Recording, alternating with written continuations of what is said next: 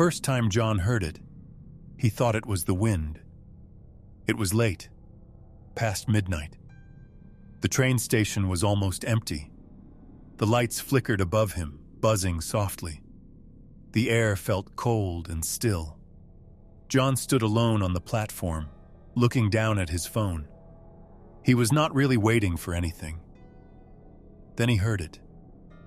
Tek, tek, tek. A quiet tapping sound, far away. John looked up. There was nothing there. Just empty tracks and a dark tunnel. He shook his head. Just the wind, he whispered. But it did not feel like the wind. The sound came again. Tek, tek, tek. Closer this time. John went completely still. The sound had a rhythm, slow, careful, like footsteps, but not quite. Too light, too hollow. He turned. Are you okay? The shape did not answer. It moved, not standing, not walking, sliding, slowly forward. Tek, tek, tek. The sound was louder now, clear, wrong. John took a step back. I'm leaving, he said quietly. He turned and began walking toward the stairs. Behind him, the sound followed. Tek, tek, tek, faster now. John moved quicker, then faster, then almost running. The sound sped up. Tek, tek, tek, tek, right behind him. John reached the stairs and rushed up them. Then suddenly, silence.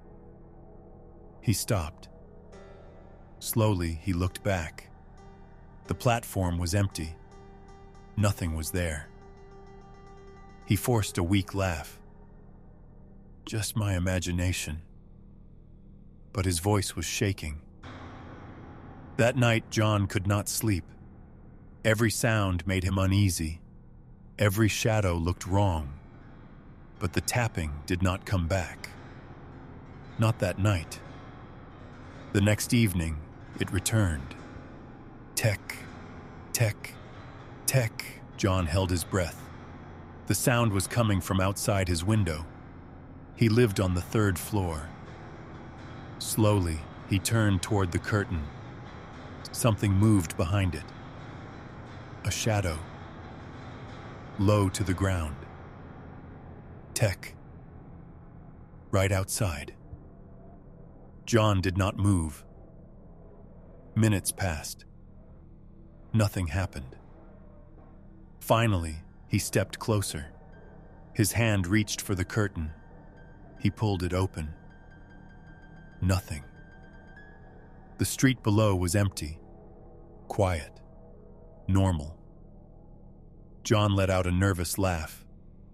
Okay, I'm just stressed. He turned away. Tek. Right behind him. John felt his chest tighten. Tek. Tek. Inside the room.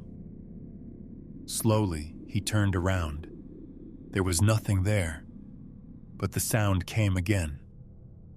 Closer. Tek. Tek. Tek. At his feet. John looked down. For a brief moment, he saw something. A shadow. Not from anything. Just there. Watching. Then it was gone. The room fell silent. John did not sleep at all that night. Days passed. Then a week, no sound. But the feeling stayed. Like something was watching him, following him, waiting. One night, his phone buzzed. Unknown number. A message appeared. You heard it. John stared at the screen. Who is this? He typed. No reply. Another message came. You didn't run fast enough. The lights flickered. Tek. John dropped his phone. The sound echoed through the apartment. Tek. Tek. Tek. From the walls. From the floor. From the ceiling. Everywhere. "Stop!" John shouted. Silence. Then a whisper, right next to his ear. "You heard me." The lights went out. The next morning, John was gone. There were no signs of a struggle. Nothing was broken.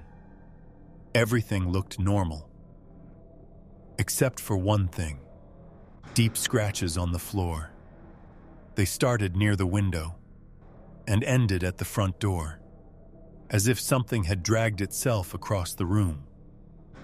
And just before the door, the scratches stopped, as if it had stood up. No one ever saw John again. But sometimes, late at night, people hear it. Tek, tek, tek. Getting closer. And if you hear it once, it is already too late, because it remembers, and it follows.